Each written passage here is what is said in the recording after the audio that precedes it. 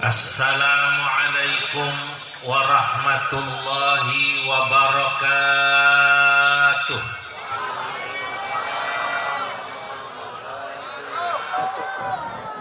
Alhamdulillahilladzi faddala al-ulama bisyarafil izzi was-safa wa asyraqa qulubahum wa uqulahum bi anwaril baha.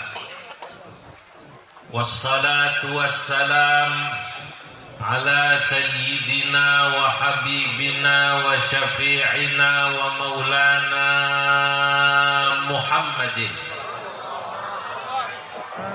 sayyidil anbiya wa imamil atqiya wa mir'atil awliya wa yambu'i ulumil ulama wa mu'tamadi futuhil awliya wa ala alihi wa ashabihil asfiya wattabi'ina lahum bi ihsan taraku lana ma'arifahum wa turrathahum al-gharra wa tharra amma ba'du.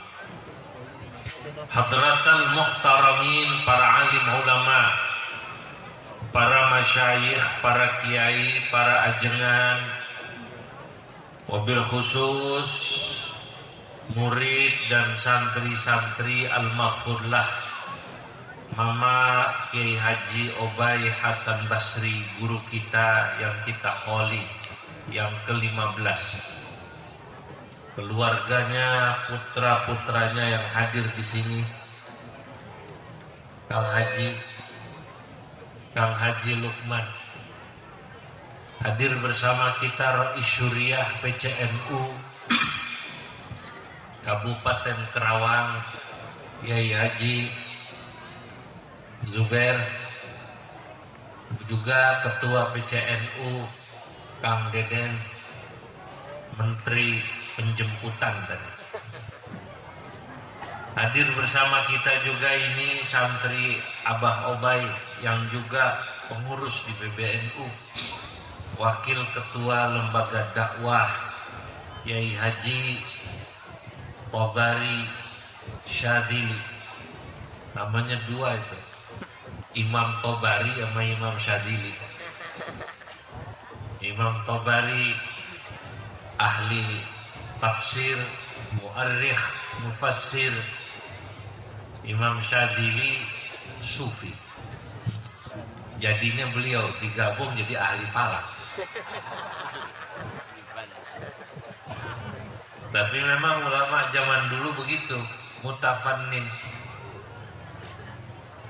Wa mutafanninun minal ulumi qal wa mutamakkinun lahu fadlun wadal. Saya pernah bilang begitu dalam satu syair saya.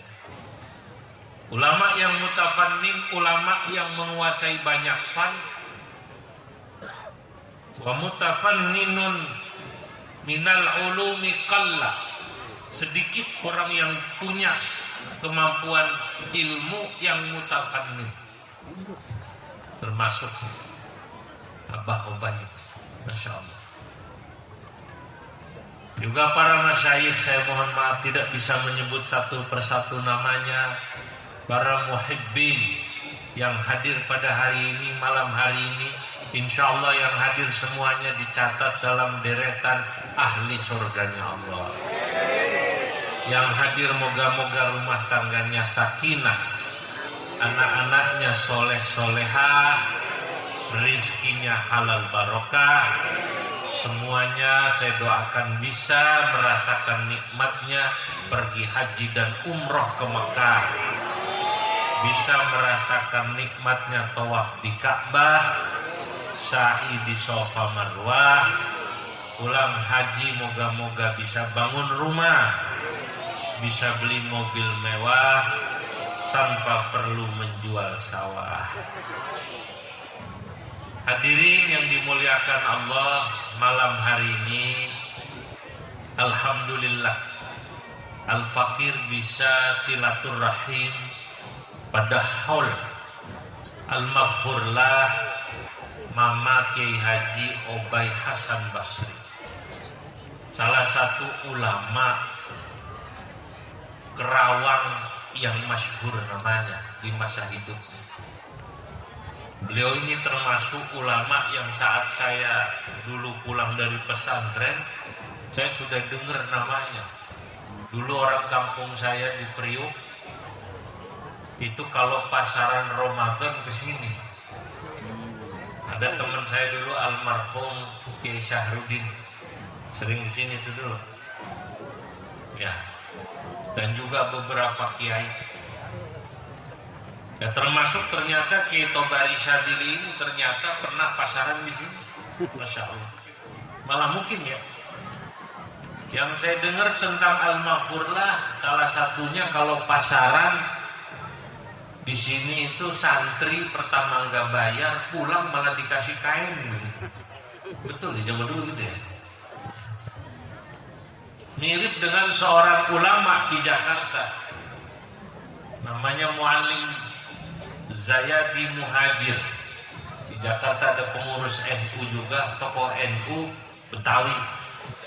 Itu teman saya dulu pasaran kitab Sahih Bukhari atau Muslim, saya lupa. Begitu selesai hataman pasaran, pulang dikasih BHS zaman itu. Walaupun BHS yang paling murah, tetap aja judulnya naon? BHS, betul-betul hasil sedekah. Namanya aja BHS. Pulang di pondok cerita, pasaran katanya di Jakarta dengan Muallim Kiai Haji Zayadi Muhajir, kitab Sahih Muslim atau Bukhari saya lupa, selesai dikasih sarung BHS. Santri ini yang kayak begini nih kita biasanya tidak lupa, termasuk dengan Al-Maghfurlah Kiai Haji Mama Obay Hasan Basri. Hadirin yang dimuliakan Allah, saya hadir ke sini sababiahnya dihubungi sama orang kampung sono, Kresek, kampung ibu saya. Namanya Kiai Imat, yang lagi rame itu bab nasab. Dia bilang sama saya, Kiai, saya dihubungi sama putra guru saya, mungkin Kang Haji Lukman ya, agar Kiai bisa hadir hormat Kiai Haji Obay. Insya Allah nanti di bulan Desember akhir. Itu menghubungi saya sekitar 3 atau 4 bulan yang lalu, saya lupa. Saya lalu ingat, Masya Allah. Lalu Kiai Imat cerita salah satu sanak daripada Mama Kiai Haji Obay ini, beliau adalah murid dari Mama Bakri Sempur. Betul. Begitu nyebut Mama Bakri Sempur, saya luluh.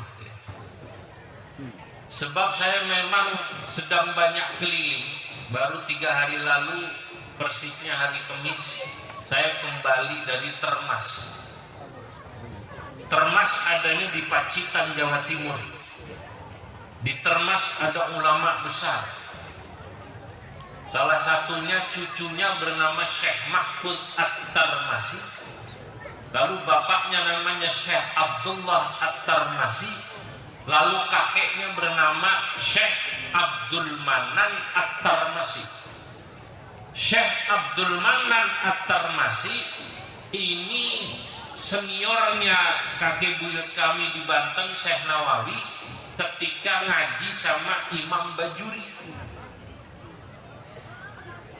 Yang namanya tertulis di Azhar. Al-Azhar, tahu Al-Azhar ya Pak ya? Al-Azhar itu dari Priuk ngulon terus. Adanya di Mesir. Dari Priuk ngulon, bener kan? Sampai Kulon, sampai bandara apa namanya? Soekarno-Hatta, baru tuh ngulon ngalor gitu. Nah itu.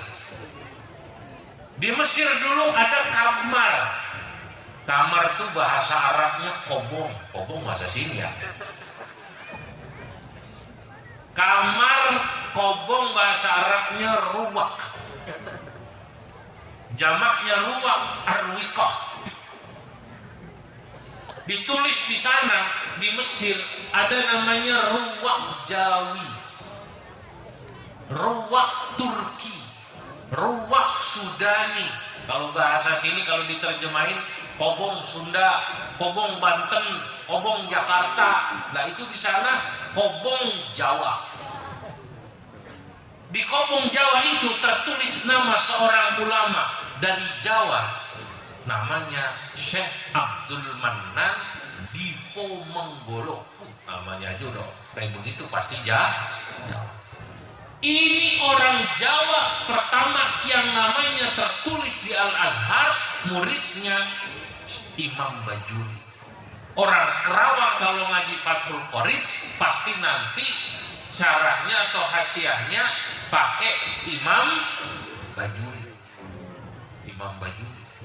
Syekh Nawawi dalam sanadnya juga ngaji dengan Imam Bajuri.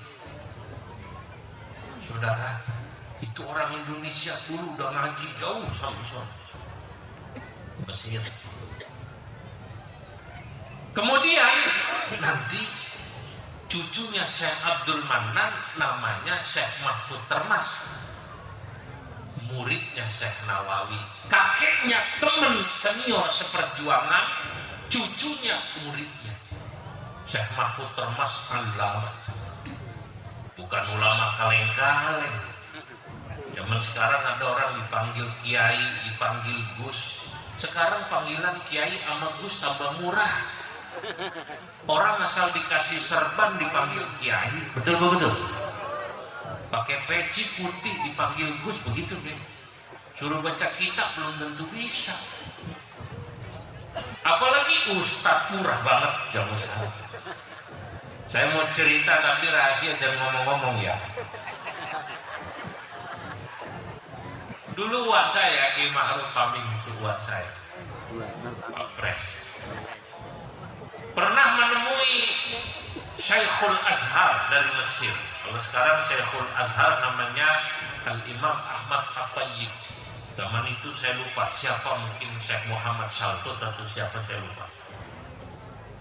Kata Ki Ma'ruf, waktu Syekhul Azhar datang ke Jakarta tahun 90-an gitulah, bingung karena di Jakarta ini orang dikit-dikit dipanggil Ustaz. Assalamualaikum Ustaz, Assalamualaikum Ustaz. Asal Bapak Ibu tahu, yang namanya Ustaz itu kalau di Mesir artinya profesor. Al-Ustaz ad-Doktor, profesor, doktor. Ustaz dulu, Al-Ustaz ad-Doktor, itu artinya profesor, doktor. Syekhul Azhar bingung, Syekhul Azhar. Begitu sampai Indonesia, Indonesia profesornya banyak ya. Dikit-dikit orang dipanggil apa? Ustaz, dipanggil Ustaz gitu. Akhirnya nanya sama Ki Ma'ruf. Ki Ma'ruf cerita sama saya. Kata Syekhul Azhar, Kiai, Al-Indonesian kathir ya'ni minal asatidzah, aywa. Indonesia profesornya banyak ya, Kiai. Ustadznya banyak, itu maksudnya profesornya banyak. Kata Ki Ma'ruf dalam hati, belum tahu dia. Di sini ngebanser aja dipakai sorban jadi ustadz. Hansip dipakein sorban jadi ustadz, orang dipakein peci putih langsung dipanggil ustadz, bisa mimpin tahlil naik langsung jadi kiai. Murah banget. Ditambahin udeng-udeng jadi abuya. Udeng-udeng tambah sorban jadi buaya mereka. Kalau nggak alim, saking gampangnya itu. Dulu tidak. Syekh Mahfud Termas Al-Lama mensyarahi Alfiyah tapi bukan Alfiyah Ibnu Malik, Alfiyah fi ilmi al-athar, 1000 nazam di bidang ilmu mustalah hadis yang ditulis oleh Imam As-Suyuti. Nama kitabnya Manhaju Dzawin Nazar. Ini Syekh Mahfud Termas, muridnya Syekh Nawawi, Ngaji sama Syekh Nawawi dapat sanad, kitabnya nggak main-main. Al-Futuhatul Makkiyah. Ini kitab jarang di ngajiin. Saya nggak tahu Ketobari punya kitabnya enggak. Wah, kalau beliau mah apa aja punya. Apalagi kitab wafak lengkap ya dia. Kitab wafak lengkap. Al-Futuhatul Makkiyah ini kitabnya Imam Ibnu Arabi. Ngaji nih saya Mahfud Termas sama Syekh Nawawi, dikasih ijazah sana. Zaman dulu mah kan kalau ngaji baru dianggap murid kalau dikasih naon sanad. Kalau zaman sekarang nggak pakai sanad, cukup selfie kiai, foto kiai, udah dianggapnya sanad zaman sekarang. Ngaku murid. Zaman dulu suruh baca dulu kitabnya berapa baris, dianggap pinter, baru dikasih naon sanad. Zaman sekarang ya Allah, orang nggak pakai sanad, pakainya apa? Selfie. Syekh Mahfud Termas mensyarahi Alfiyah dalam mustalah hadisnya Imam Suyuti, Alfiyah fi ilmil athar, dikasih nama syarahnya dengan nama Manhaju Dzawin Nadhar dalam tempo kurang lebih 3 bulan. Kitabnya segini tebelnya. Ngarang dari mulai berangkat haji dari Mekah sampai selesai haji, sampai ziarah ke Madinah, pulang haji, beliau tulis di situ. Saya mulai ngarang sebelum berangkat haji, masih di Mekah beliaunya. Sampai selesai haji kurang lebih lah paling lama 3 bulan. Ya Allah, ulama dulu. Ilmul hadithi du qawaninatuhat yu'raf bihi ahwalu matnin wasanat. Dulu saya ngaji sama guru saya, Pak Sahab. Ini Syekh Mahfud, muridnya Syekh Nawawi, memberi hasyiah kepada kitab yang ditulis oleh Imam Bafadhal yang dikenal dengan Hasyiah Turmusi atau Mauhibatu Dzil Fadl. Ada yang baca Mauhabatu Dzil Fadl, 4 jilid gede, sekarang jadi 6 jilid.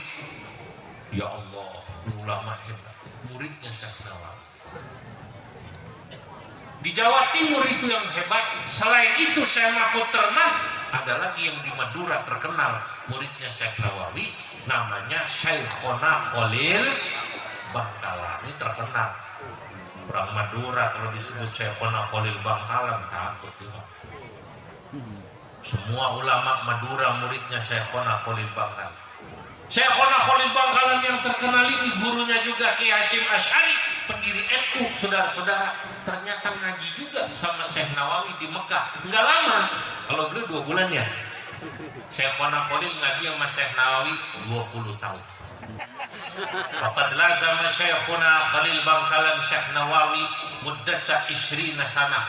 Syekhona Khalil ngaji sama Syekh Nawawi kurang lebih 20 tahun. Masya Allah. Kayak apa alimnya, ngaji 20 tahun. Itu Bari Sadili ngaji sama Mama Obay aja 2 bulan kayak begini alimnya. Gimana yang 20 tahun saudara? Masya Allah. Termasuk itu yang usul agar Syekh Nawawi nulis kitab Tafsir Munir. Di sini terkenalnya apa namanya? Tafsir Munir. Namanya Marah Labid. Yang usul ini Syekhona Khalil.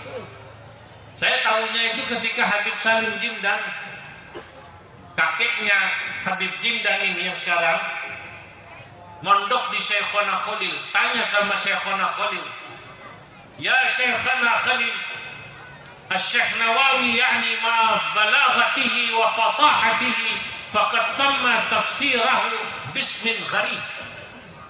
Wahai Syekhona Khalil, saya mau tanya, kata muridnya Habib Salim bin Jimdan. Orang zaman dulu gitu, para habaib zaman dulu, walaupun nasabnya mulia, kalau dia kalah ilmu, cium tangan sama Kiai Jawa, cium tangan sama Kiai Madura, cium tangan juga sama Kiai Banten.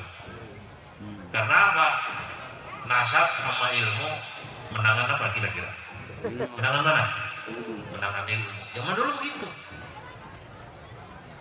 Nanya ini sama Syekhona Khalil, wahai Syekhona Khalil, kata Habib Salim bin Jindan. Ini Syekh Nawawi, padahal orangnya Masya Allah ahli sastra Arab, ma'abalaghatihi, ahli mantek. Semua kitab di seluruh fan ditulis itu sama Syekh Nawawi. Kalau kita kan paling baru seluruh fan kita baca, Syekh Nawawi seluruh fan ditulis. Tapi guru kata Habib Salim bin Jindan, Syekh Nawawi kenapa memberi nama kitabnya aneh? Dalam kitab tafsir itu kok namanya aneh? Namanya Marah Labid. Marah Labid itu kalau diterjemahin kurang lebih tempat istirahatnya para musafir, yang kalau istirahat di jalan capek berhenti, kudanya, ontanya minum, beliaunya istirahat. Kalau bahasa sekarangnya Marah Labid itu kalau diterjemahkan bebas rest area. Apa namanya? Nama ngasih nama kitab rest area. Ya walaupun sesungguhnya Syekh Nawawi sedang ingin mengatakan bahwa kitab saya kasih nama Marah Labid, maksudnya orang yang baca tafsir saya dia terasa sedang istirahat, nyaman dengan kitab saya, begitu maksudnya. Seperti orang yang tadinya capek, pusing baca tafsirnya, kemudian merasa nikmat, itu maksudnya. Tapi mungkin Habib Salim bin Jindan bingung, nama kitabnya kok Marah Labid, terjemahnya apa tadi? Rest area, bingung. Apa kata Syekhona Khalil, guru saya al-alim, al-faqih, al-wara, as-sufi, al-wali, itu memang Masya Allah allamah. Saya ngaji 20 tahun kata Syekhona Khalil sama Syekh Nawawi. Kitab semua ditulis, semua kitab coba. Fathul Majid di bidang apa itu? Mana Fathul Majid? Tauhid. Kita ngaji Fathul Majid nggak di sini? Dulu saya ingat saya Mama Obey terkenal ngajinya Ummul Barahin. Cuman yang kecilan itu kita kalau ngaji tauhid namanya Fathul Majid, itu ditulis. Fikihnya ditulis, Bajuri dikasih Fathul Qorib, kemudian sama Syekh Nawawi ya takrib itu kemudian disarai dengan kitab Tausyih Al Ibn Qasim Nihayatul Zaid. Apa kata apa kata Syekhona Khalil? Syekhona Khalil bilang, ketika guru saya sudah banyak menulis kitab, saya lihat Syekh Nawawi belum mengarang kitab tafsir. Saya usul kepada beliau agar beliau mengarang kitab tafsir. Akhirnya Syekh Nawawi mengarang kitab tafsir. Dikasih nama tadi, awalnya kata Syekhona Khalil sebenarnya dulu namanya bukan Marah Labid. Nama awalnya Tafsirul Qiran bil kasrah. Tafsirul Qiran fi hadli al-fadil Quran. Tapi belakangan baru dirubah menjadi Marah Labid. Tapi terkenalnya Tafsir Munir. Maka saudara-saudara, saya katakan dalam kitab yang saya tulis tentang Syekh Nawawi, saya katakan ya, Kitabuhul masyhuru tafsirun bahi muniru dunya wa hafidun yabtahi. Kitabuhul masyhuru tafsirun bahi muniru dunya wa hafidun yabtahi. Di antara kitabnya yang besar, yang masyhur adalah kitab Tafsir Munir yang menerangi dunia, wa hafidun yabtahi, dan kami cucu-cucunya yabtahi merasa bangga. Wa ba'dahu tawshihu syarhun qad wafa bayana takribin ala man iktafa. Sesudah itu beliau mengarang kitab Tausyih Bayana Takribin, menjadi syarah atas penjelasan kitab Takrib ala man iktafa, bagi orang yang merasa cukup. Allamana maraqiyal ubudiyah syarhan alal bidayatil ghazaliyah. Baru kemudian beliau juga salah satunya mengarang kitab Maraqil Ubudiyah, syarahnya Bidayatul Hidayah. Ini ulama-ulama tadi yang saya sebut muridnya Syekh Nawawi yang ada di Jawa Timur. Ada yang di Jawa Tengah. Nah, pas masuk muridnya Syekh Nawawi di Jawa Barat, ketemu gurunya Mama Ki Haji Obay, yakni yang namanya Mama Bakri Semput. Kalau Jawa Timur tadi udah saya sebut. Fabantanun dzu Nawawiyil Ahmasi wa pacitan masyhuratun bitarmasi wal bangkalanu bil khalili dzil athar wa jambangun bi hasyimin qadistahar. Itu murid-muridnya semua.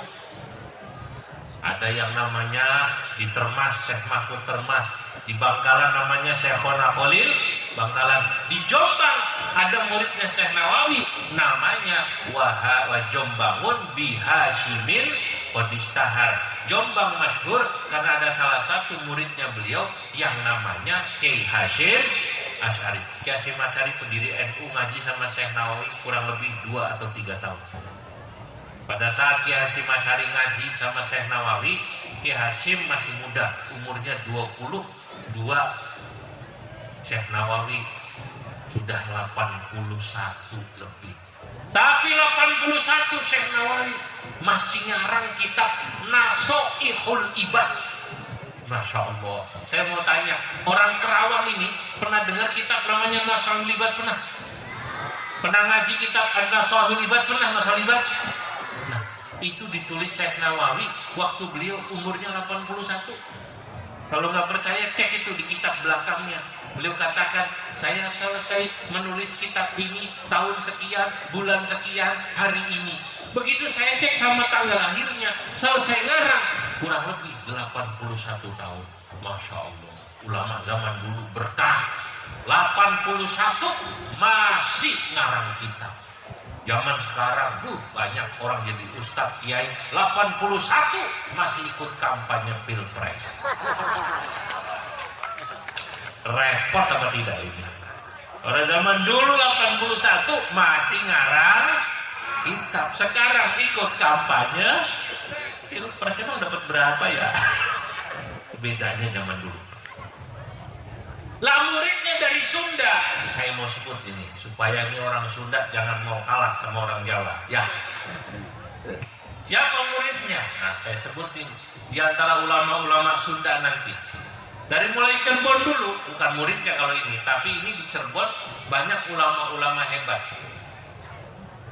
Muqayyimun Syirbunu ma'rufun bihi buntat babakan faminal munabbihi kempek gedongan baleran tebadaha syuyukha Sunda la takhaf min dzikriha wa adra'i wa Mustafa al-Qaruti. Al-Qaruti Garut, biar tahu aja. Garut itu kalau orang Arab bilang Al-Qaruti.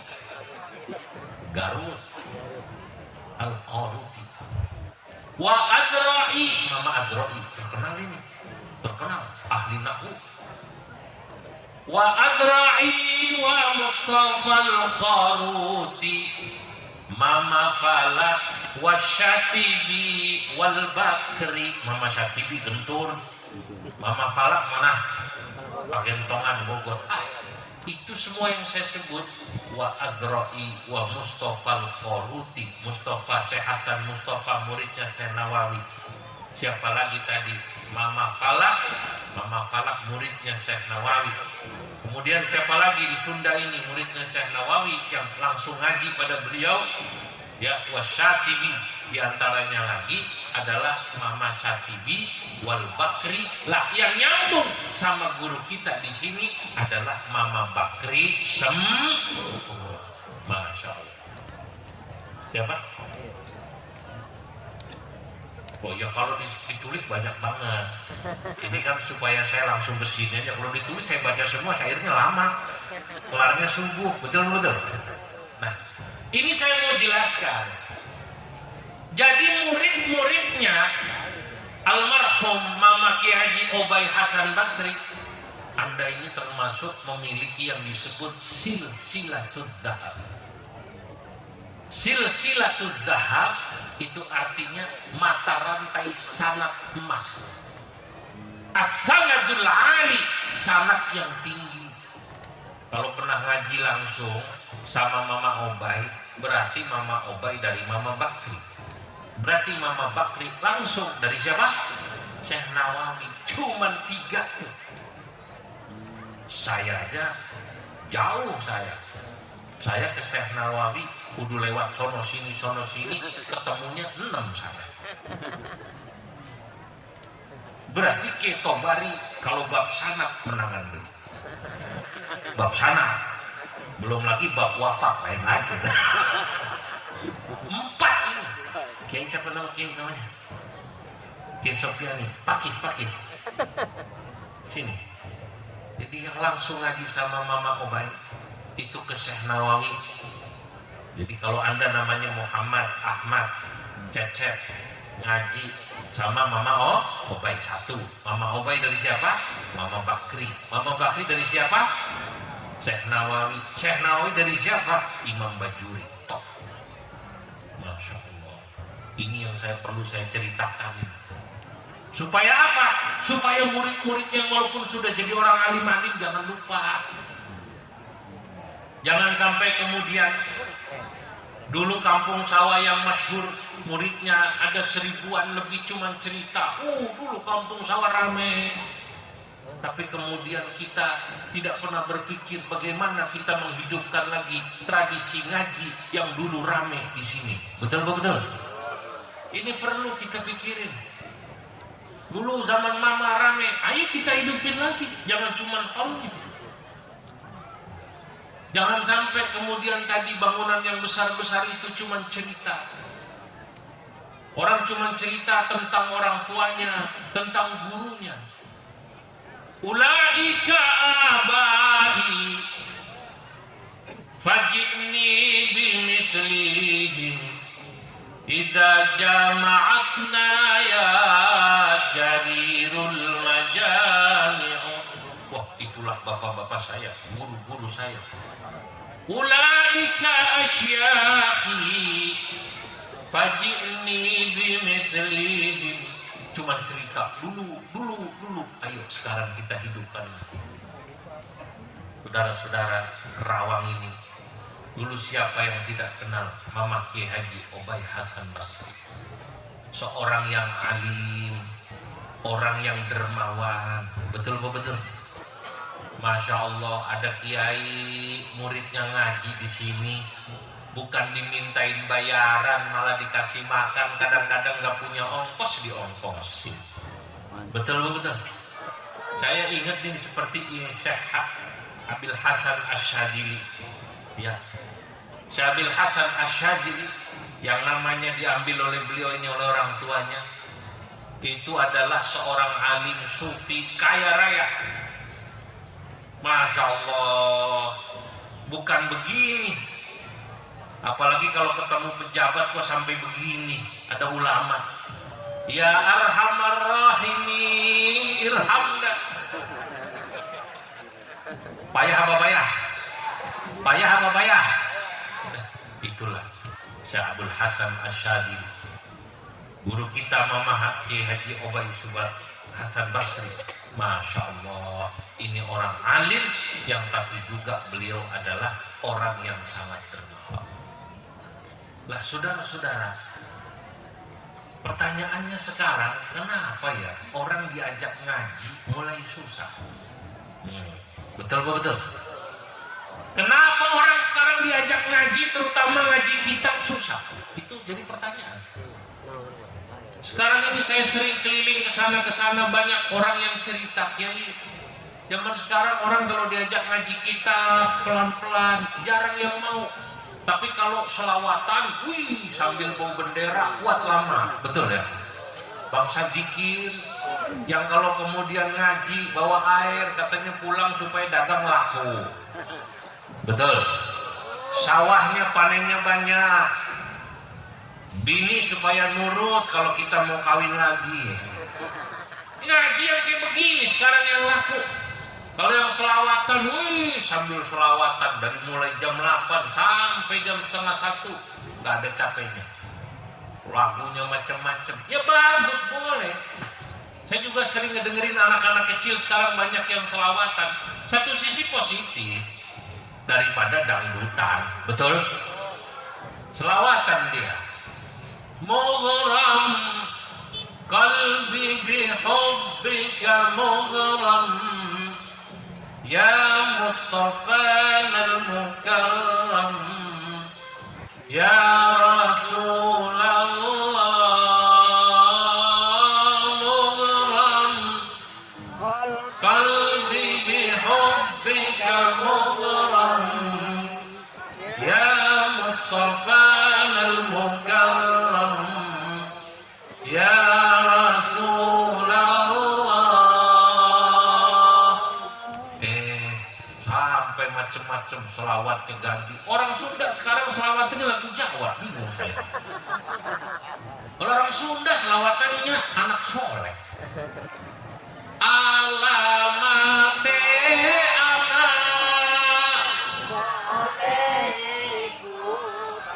lah orang Sunda, orang Kerawang anak soleh ku papat.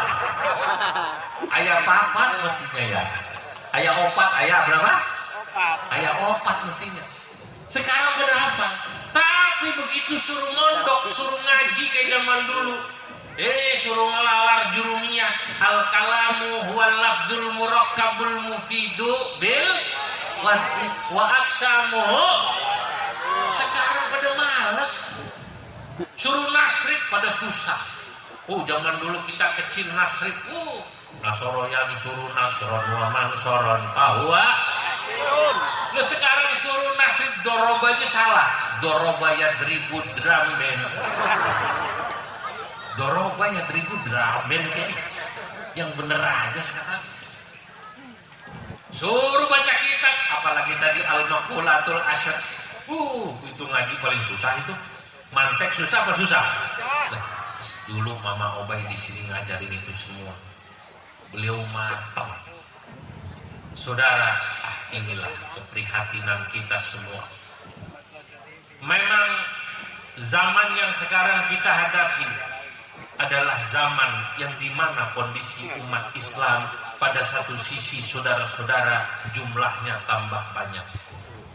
Tapi kualitas keislaman umat Islam sekarang jujur harus kita akui sekarang semakin menurun. Seperti apa yang dikatakan oleh para ulama, ma min zamanin illa wa ma ba'dahu syarrun minhu. Tidak ada satu zaman kecuali zaman sesudahnya sekarang mengalami kondisi yang lebih jelek, lebih buruk dari zaman sebelumnya. Saya kalau baca sejarah, tadi saya baru baca sejarah.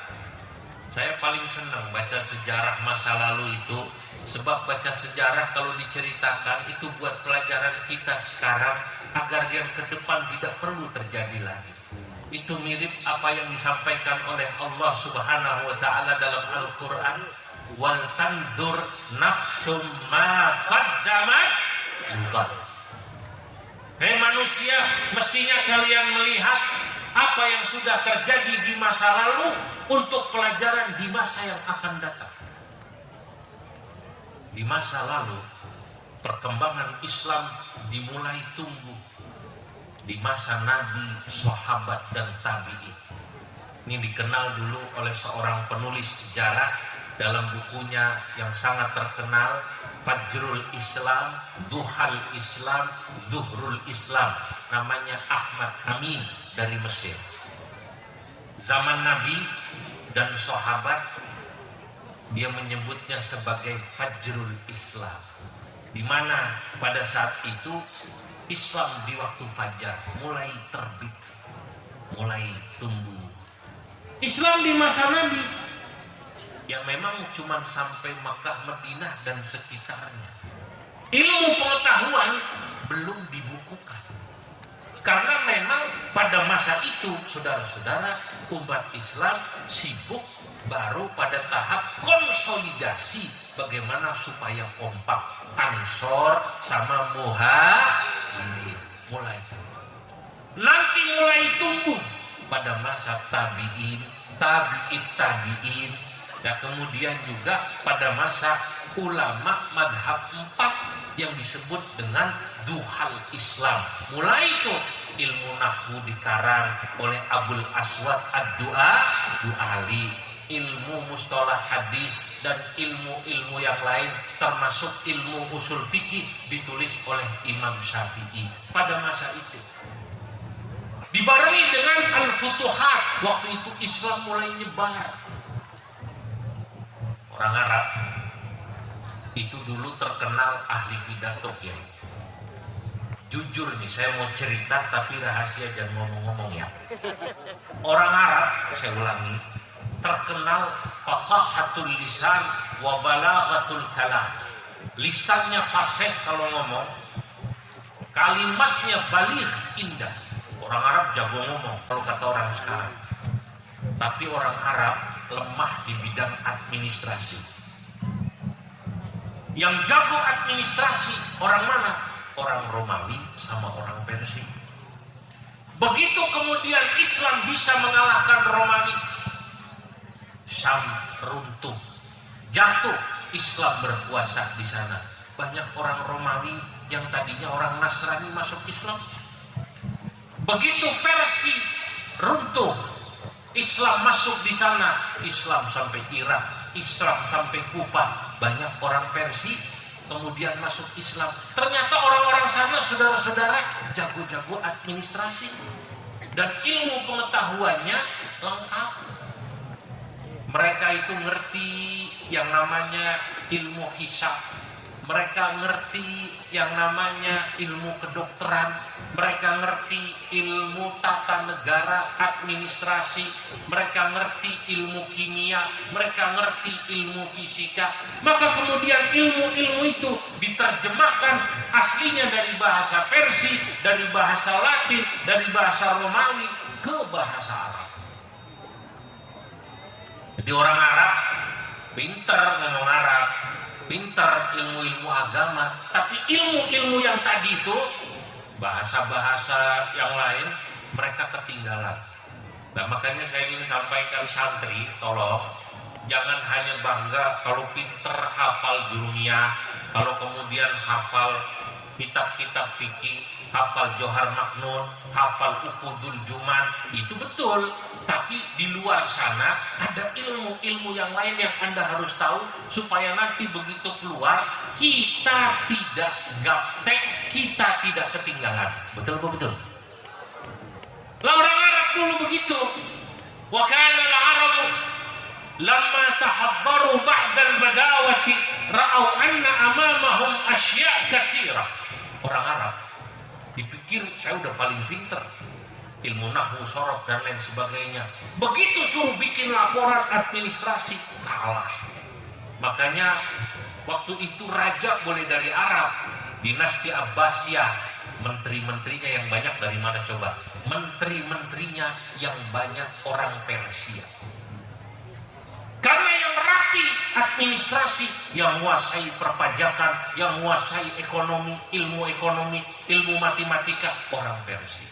Ya walaupun orang Persinya ada yang sudah masuk Islam, ada yang belum. Ini PR Pak, dulu terjadi, sekarang bisa terjadi juga. Makanya dulu kalau ada santri suka diomongin, lu nggak usah pinter-pinter belajar matematika, nggak bakalan jadi pertanyaan kubur. Matematika merah nggak apa-apa, bahasa Inggris merah nggak apa-apa, fisika merah nggak apa-apa, biologi merah nggak apa-apa, nggak jadi pertanyaan gugur. Saya mau tanya, cara berpikir semacam ini salah apa benar? Salah apa benar? Salah. Kita butuh dokter-dokter. Dokter belajarnya ilmu apa? Ilmu biologi, ilmu kedokteran, ilmu fisika. Betul apa betul? Lah iya. Nanti kalau ada anggota dewan nih, caleg-caleg nih, Kalau orang Islam nggak ada yang punya ilmunya di sana, yang jadi mereka semua.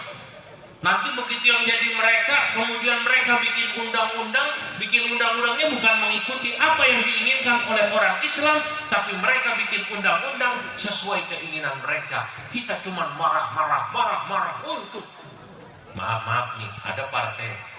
Di partai itu saya nggak perlu sebut namanya, yang banyak orang non Muslim. Petinggi partai itu kemudian diomongin sama tokoh-tokoh kita di NU, di Muhammadiyah. Bu, Pak, kenapa partai Anda kok banyakkan calegnya orang non Muslim? Lah sini dong orang Islamnya aktif di sini, masuk di sini. Kalau nggak ada aktif di sini nyalek, yang nyalek dia yang jadi dia, katanya gitu.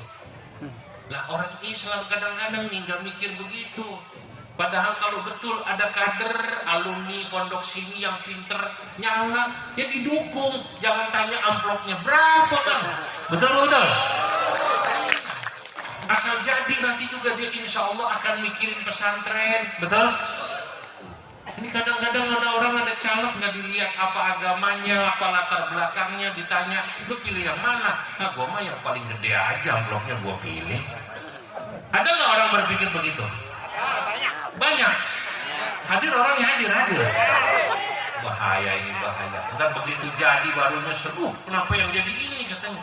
Lalu katanya siapa yang paling gede amplopnya? Ada di satu kabupaten di Jawa Barat. Yang cerita dulu Ki Said Agil bilang, ketua umum kita yang lama. Beliau datang ke kabupaten itu di Jawa Barat, bingung Pak, bingung Kiai. Karena itu ada bupati datang acara kayak begini pengajian, salamnya sama sekali nggak pas. Assalamualaikum warahmatullahi wabarakatuh. Bingung. Kok bisa kayak begini bupati kepilih 2 periode? Katanya maaf senang begini. Senang begini. Kok bisa kepilih? Begitu beliaunya pulang, Kiai Said ngobrol sama kiai-kiai setempat, ditanya kiai setempat, kok bisa kayak begini jadi bupati? Apa jawaban beliau? Masyarakat situ jawab katanya, Kiai nggak penting.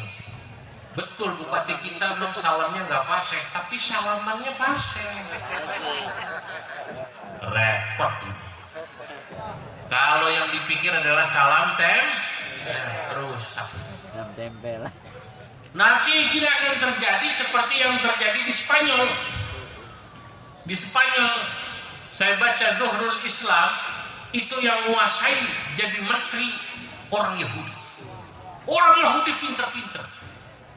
Orang Islamnya ketinggalan terus. Makanya tadi saya katakan, wa kana al-arabu lamma tahaddaru ba'dal badawati ra'au anna amamahum asya' katsira. Orang Arab yang tadinya hidupnya dalam kehidupan kampung dan desa al-badawah, tahaddaru, kemudian mulai berperadaban. Ini lagi ramai fikih peradaban ini, apa namanya? Mereka tahu ada peradaban, ada peradaban baru. Sekarang ini kan namanya termasuk peradaban kan terus tanmu wa tazdahir. Peradaban terus maju naik. Tahun 70-an, 80-an saya mau tanya orang Kerawang, kalau buang hajat di WC di dalam rumah pakai yang duduk atau jongkok, atau buang hajatnya di sawah apa di kali? Di sawah, namanya aja kampung sawah. Itu peradaban masa itu. Betul ya? Iya. Peradabannya begitu zaman itu. Saya mau tanya, peradaban zaman dulu kalau mau ngundang kiai, kira-kira cukup telepon WA atau datang ke rumah kiai? Datang. Kenapa? Nggak ada telepon, nggak ada WA. Mau nggak mau ngundang kiai datang. Peradaban sekarang cukup telepon ya. Kita datang nih. Ini peradaban sekarang itu. Nah, ya kiainya kalau nggak datang juga nggak salah. Kalau nggak datang dia, betul. Iya, cuman di kiai mau bayar saya datang ini. Saudara-saudara, itu peradaban. Jadi kita harus terus tahu ini, di depan kita ini terus ada peradaban yang hebat. Orang Arab waktu itu tertinggal dari orang Persia, tertinggal dari orang Yahudi, orang mana? Orang rumah. Nah makanya saya harus katakan nih, kalau ada santri masih fanatik aja, yang penting ilmu agama. Betul, ilmu agama penting, tapi ilmu-ilmu yang lain sains penting. Ditanya guru kita Kitogari Syadili, sekarang yang namanya ngitung posisi bulan udah nggak pakai rubul mujayyab begini susah. Sekarang canggih ya, langsung pakainya komputer, lebih presisi. Apa namanya? Lebih presisi, cepet tek tek tek tek tek ketahuan. Bahkan sekarang hitung waris, sudah ada aplikasinya. Aplikasi waris. Ini dapat berapa kalau suaminya meninggal.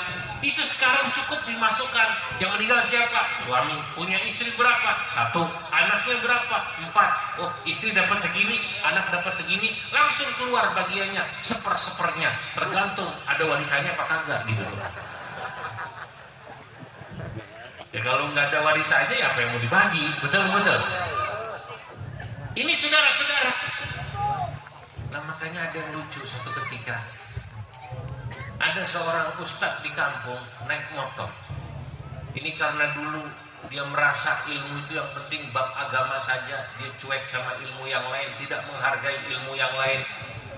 Teknik nggak menghargai ilmu teknik, fisika nggak menghargai ilmu itu. Sang ustadz ini naik motor, motornya mogok di jalan. Ketemu muridnya. Rupanya muridnya suka ngaji di masjid. Muridnya tamatan STM pelistrikan, dia ngerti bab motor. Kata muridnya, Kiai, aduh motornya mogok Kiai. Ustaz, iya. Sini saya bantu Ustaz, saya lihat. Gak usah, saya mah biasa motor mogok begini. Biasanya saya baca hadorot 7 kali juga jalan. Ya Allah. Motor mogok dibacain apa namanya? Hadorot, ilah hadratin nabi, ilah sebuah wali-wali sampai Syekh Puro. Tetap aja mogok. Ya orang businya yang mati. Itu namanya orang tidak menghargai ilmu ini.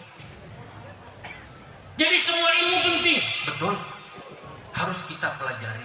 Dan umat Islam terus harus terlibat di sana, di semua ilmu, agar nanti umat Islam tidak tertinggal, saudara-saudara.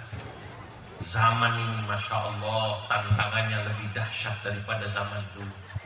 Maka saya kalau bertemu santri yang hafal Quran, saya senang. Sama nih kayak santri-santri di kampung sawah ini yang hadir, bapak-bapak, ibu-ibu.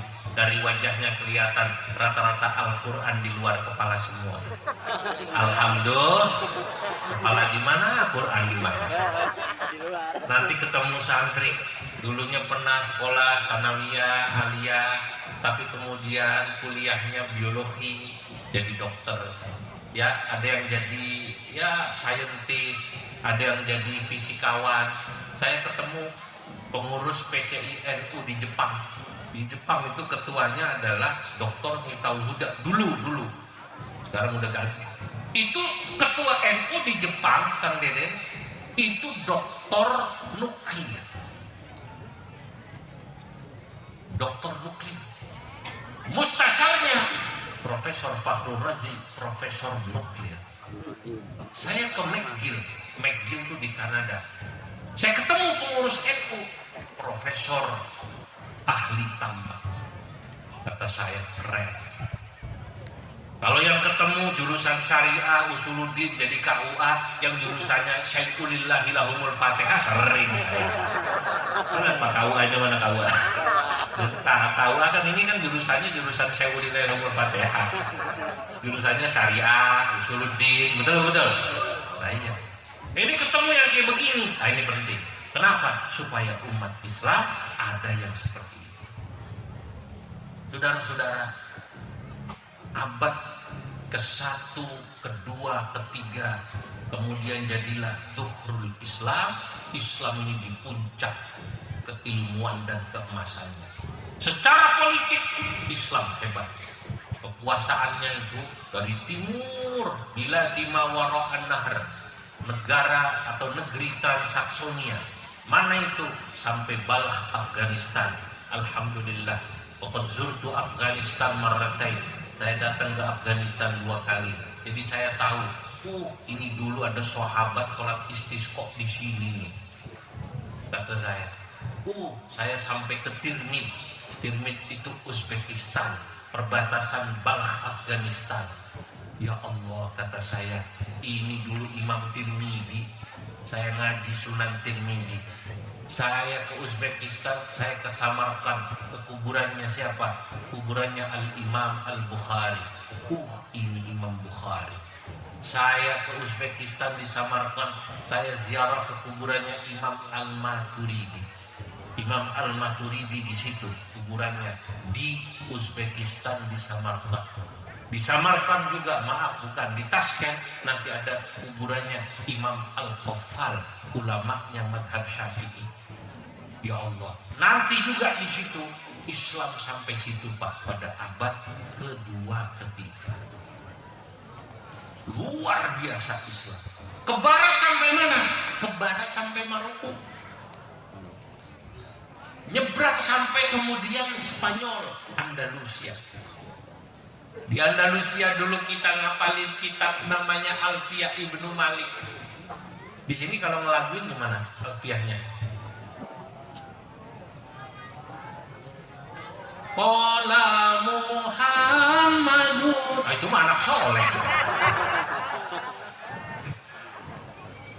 Qala Muhammadun huwa ibnu Maliki Ahmadu Rabbillah khaira Maliki musalliyan ala nabiyil Mustafa wa alihil mustakmilin asyarafa wa asta'inullah fi alfiyah maqasidun nahwi biha mahwiyah. Ini yang ngarang orang Spanyol, Islam sampai sono Pak. Masya Allah, saya ke Spanyol 2 kali. Sampai Spanyol saya keliling di kitab-kitab. Kalau dulu saya pernah dengar ada ulama yang dikubur di Mesir, namanya Syekh Abul Abbas Al-Mursi. Syekh Abul Abbas Al-Mursi asalnya orang Mursia. Mursia itu di Spanyol. Pernah lihat Liga Spanyol nggak? Boleh. Itu ada Mursia. Di Liga Spanyol ada grup namanya Toledo. Toledo itu dulu di kitab klasik namanya Tolaitila. Tolaitila jadi Toledo. Ada Malaga, klub namanya Malaga. Itu kalau dulu ulama dari Spanyol disebutnya Al-Maliqi pakai kof. Malaga. Saya pernah datang ke stadion Sevilla. Sevilla, orang sono bacanya Sevilla, biar kayak orang sono gitu. Orang sini bilang apa namanya? Sevilla. Orang sono bilangnya apa namanya? Sevilla. Itu Sevilla, Sevilla tulisannya. Ternyata tulisan Arabnya apa coba? Isbiyah. Saya lihat istananya, cuma jadi kenangan. Ya Allah, dulu Islam sampai sini. Habis. Nangis kadang-kadang saya sampai sini. Saya sampai Granada, Al-Gharnati. Itu di sini sekarang kita menyebutnya Granada. Saya sampai Cordova, ya masih sama kan Cordova sebutannya. Saudara-saudara, Islam sampai sana. Mulailah kemudian abad keempat, abad di mana masa kemunduran. Islam yang tadinya hebat pada abad kedua, ketiga, abad keempat, Al-Qarnul Rabi' Al-Hijri, ini Islam mengalami kemunduran. Kemunduran apanya, Kiai? Pertama, secara politik umat Islam itu sudah mulai lemah. Dinasti Abbasiyah lemah, terpecah-pecah. Khalifahnya betul dari Bani Abbasiyah, tapi sesungguhnya yang berkuasa secara de facto adalah orang-orang Turki. Pecah-pecah, mulai lama-lama. Nanti kemudian puncaknya pada saat yang namanya dinasti Abbasiyah bisa dikalahkan oleh Mongol dari Tartar. Cucunya Genghis Khan kalah itu. Kitab-kitab yang banyak di Baghdad dibakar. Orang-orang Islamnya semakin lemah. Senangnya pada mabok-mabokan. Islam tapi mabok-mabokan. Orang Islam, apalagi keluarga kerajaan, senangnya joget-joget, hibur-hiburan. Kualitas Islamnya sudah mulai lemah. Makanya begitu Mongol datang, Islam gampang dikalahkan. Pertama, secara politik umat Islam sudah terpecah-pecah. Kedua, memang kualitas keislaman semakin menurun. Seorang penyair, saudara-saudara, menggambarkan bagaimana kondisi Baghdad yang dulu pernah mencapai puncak keemasan Islam. Punya yang namanya perpustakaan besar Baitul Hikmah. Dulu ulama besar siapa yang ada di situ? Tapi kemudian kitab dibuang ke sungai Tigris. Sungai Tigris bahasa Arabnya Dejlah. Orang-orang pada digorok tuh sama Mongol. Banyak yang bilang yang mati 1 juta orang Islam dibuang ke sungai itu. Darah merah campur warna hitamnya tinta. Seorang penyair menggambarkan kondisi abad di mana saat Baghdad runtuh itu dikuasai oleh Mongol. Walaupun nanti Mongol akhirnya masuk Islam, tapi pada saat itu seorang penyair menggambarkan dengan gambaran yang menyedih. Fama zalatil qatla tamujju dima'aha bidajlata hatta ma'udajlata ashkalu. Fama zalatil qatla tamujju dima'aha. Pembunuhan yang dilakukan oleh pasukan Mongol yang membuat kemudian Baghdad runtuh tidak berhenti. Di sungai Dajlah, di sungai Tigris, orang digorok, dibuang, orang digorok, dibuang. Bidajlata hatta ma'u dajlata asqalu. Sampai-sampai sungai Dajlah warnanya merah campur hitam. Masya Allah. Ini pelajaran. Maka kemudian datang masa Islam tumbuh kembang. Masa di mana Imam Al-Ghazali kemudian lahir. Imam Ghazali melihat, pantesan Islam mundur. Orang Islamnya udah gak demen ngaji. Bagaimana dia mau cinta sama agama kalau dia gak paham agama? Akhirnya Imam Ghazali mengarang kitab. Nama kitabnya kita semua tahu, Ihya Ulumuddin, menghidupkan ilmu-ilmu agama. Tidak sembarangan saudara-saudara Imam Ghazali memberi nama kitabnya Ihya Ulumuddin, menghidupkan ilmu-ilmu agama. Kenapa? Karena Imam Ghazali melihat kecintaan masyarakat umat Islam pada masa itu terhadap ilmu agama semakin menurun. Kalau orang Islamnya sudah nggak seneng ngaji, nggak seneng mondok, bagaimana Islam mau kuat? Karena orang yang cinta agama, cirinya biasanya paham agama. Kalau sudah paham, seneng sama agama. Bahkan ini yang ngaji sekarang ini yang hadir. Ini yang hadir kan pasti karena pada rajin ngaji semua. Amin. Ini kalau nggak rajin ngaji nggak bakalan datang. Oh, dari mana-mana datang, ya Allah, punya ikatan sunnah sama Mama Obay. Saya dulu ngaji sama beliau. Orang kalau nggak punya rasa cinta agama nggak bakalan datang hall gurunya begini. Jadi cinta agama penting, Pak. Sebab kalau orang sudah cinta agama, senang agama, apa dikasihin buat agama? Betul? Saya mau cerita. Sekitar setengah bulan lalu saya dari Jambi. Sebagai Wakil Ketua Umum PBNU bidang keagamaan, salah satu bidang yang saya bidangi selain LDNU yang beliau ini ada di dalamnya, saya juga membidangi wakaf di NU. Aset NU besar, Pak, di seluruh Indonesia. Saya dari Berau, Kalimantan Timur menerima wakaf 5 hektar, ya diurus sama NU di situ. Sama kayak di Kerawang kan terima wakaf diurus sama Kang Deden. Cuman kadang-kadang yang mewakafin kan gaya juga, pengen dia ngedatengin dari PBNU gitu. BC yang terima, kita cuma nih selain yang ngurus dia. Cuman ngundang dari PBNU. Di Berau 5 hektar. Bangun pondok, bangun masjid. Yang wakaf siapa? Tukang kayu. Tukang kusen. Tukang kusen. Ngaji sama kiai di kampung-kampung. Punya duit, beli tanah tuh di Kaltim, di Berau. Tanahnya luas. Nggak taunya tanahnya berkah. Mengandung batu bara. Dibebaskan oleh pemerintah di sana.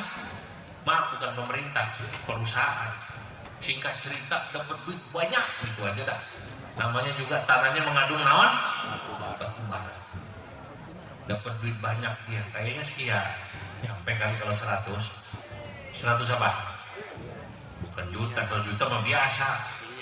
100 miliar. Dia wakafkan. Ya.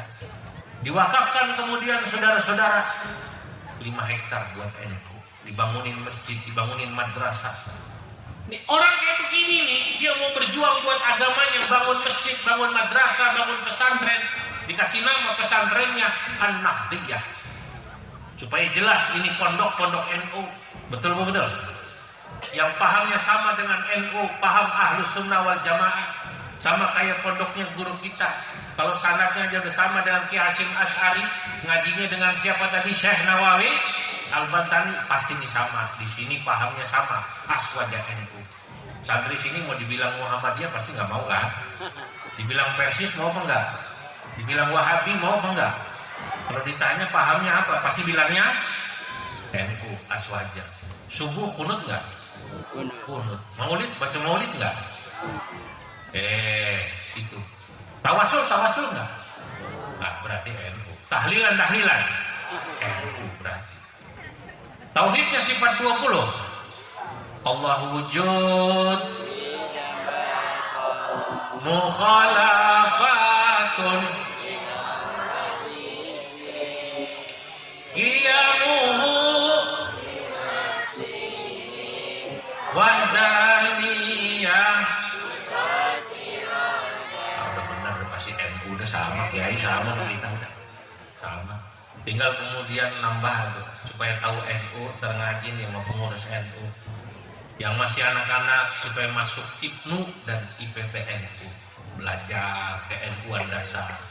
Nanti kalau udah tambah umur, habis IPNU, IPPNU, masuk Fatayat sama masuk Ansor, Gerakan Pemuda Ansor. Di Pemuda Ansor ada yang kiainya namanya Rijalul Ansor, ada yang urusan lalu lintas namanya Balantas. Nih Balantas nih. Ada yang ngurusin apa namanya kalau bencana Bagana apa namanya? Ansor ini, Banser ini ada juga tukang pijitnya kiai. Saya kalau lagi pegel biasanya Ansor, Banser pijit ada, dia ada pelatihannya.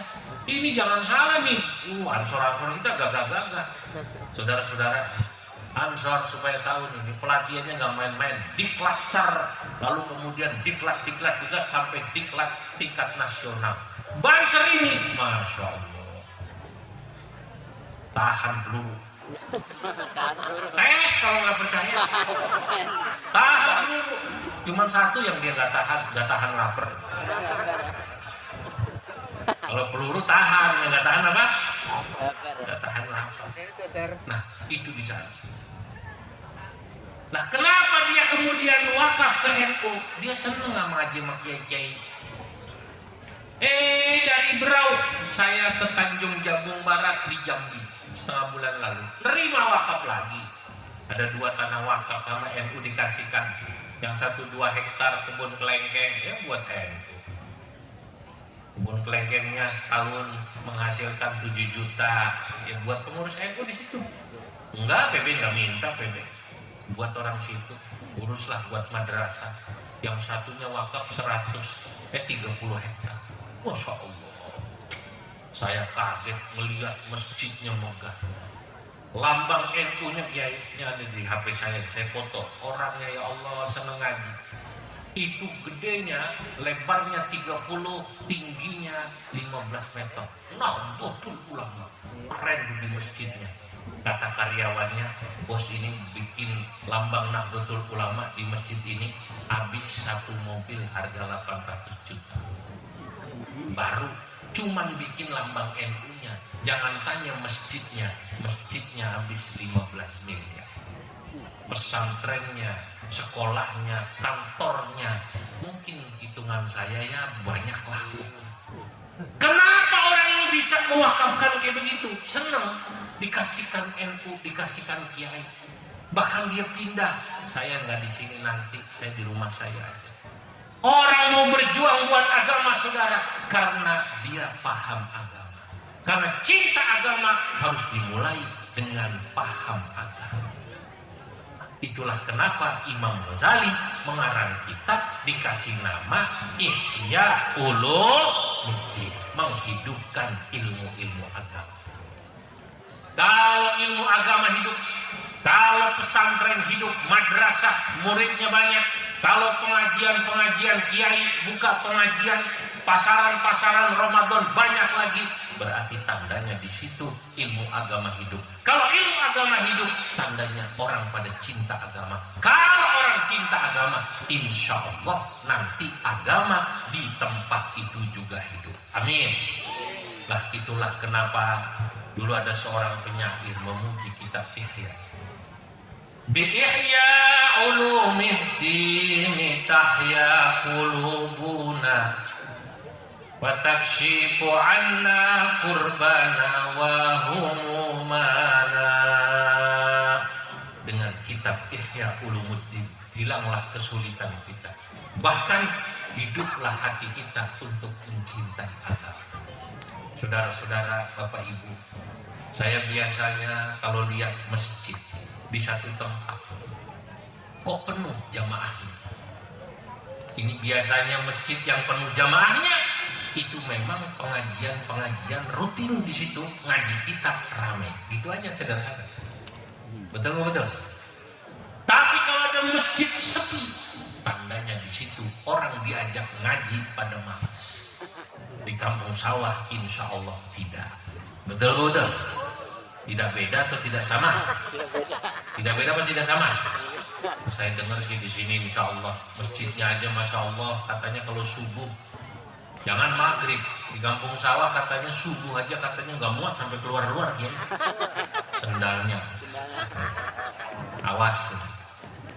Mari sama-sama malam hari ini dalam acara hall guru kita Al-Maghfurlah Haji Muhammad Ubaid Hasan Basri, salah satu ulama yang alamah, yang alim pada masanya. Ayo kita kembali bangkitkan kejayaan keilmuan di kampung sawah yang masyhur ini. Sama seperti Banten. Ini kalau orang menyebut dirinya Al-Bantani kayak saya, kayak beliau ini Al-Bantani. Orang kalau kemudian nyantol sama seorang ulama, itu satu sisi bebannya berat, Pak. Itu cucunya, itu Al-Bantani. Kok nggak alim kayak Syekh Nawawi? Kan begitu malu. Betul. Tuh, itu katanya kampung sawah, tempatnya Ki Obay. Kenapa sekarang orang situ yang ngaji dikit, yang mabok banyak? Kan begitu kan? Jadi omongan apa omongan kira-kira? Nah itu, ayo sama-sama kita hidupkan lagi. Saya pikir semua orang yang katanya dia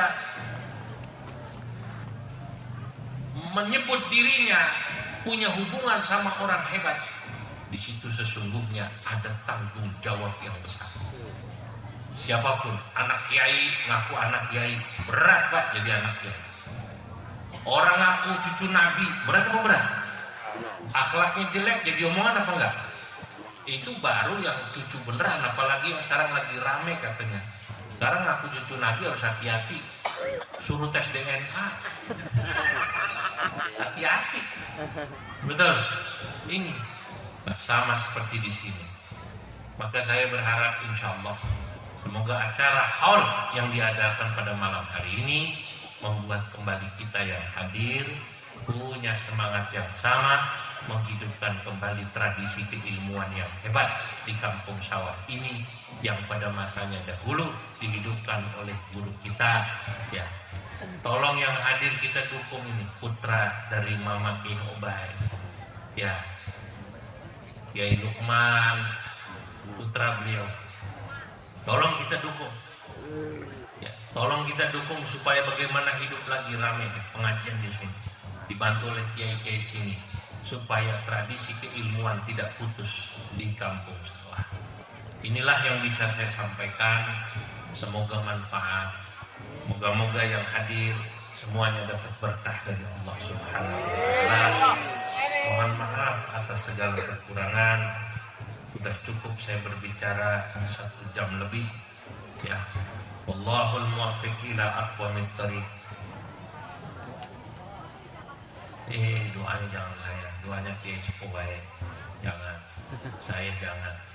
Beliau yang sepuh doanya. Sekian dari saya, doa nanti ditutup oleh beliau dan beliau. Wassalamualaikum warahmatullahi wabarakatuh.